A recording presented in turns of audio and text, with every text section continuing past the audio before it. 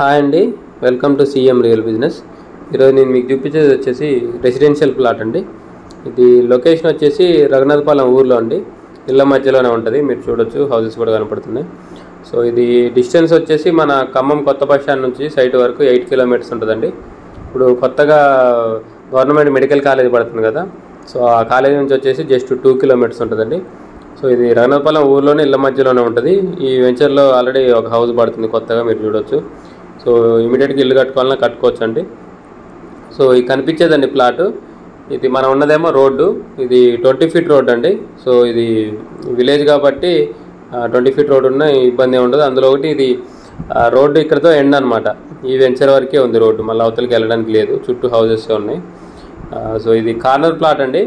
దీనికి 3 పక్కల రోడ్డు ఉంది, తూర్పు పడమర ఉత్తరం 3 పక్కల రోడ్డు ఉందండి.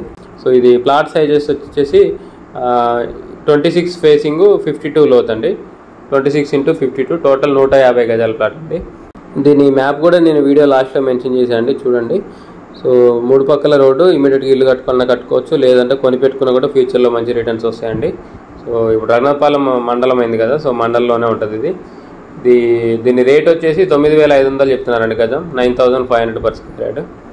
దాదాపు ఈ వెంచర్ వరకు కూడా సీసీ రోడ్డే ఉంటుందండి మనకి. ఇల్లందు మెయిన్ రోడ్కి వచ్చేసి 1 కిలోమీటర్ ఉంటుంది సైట్ దగ్గర నుంచి.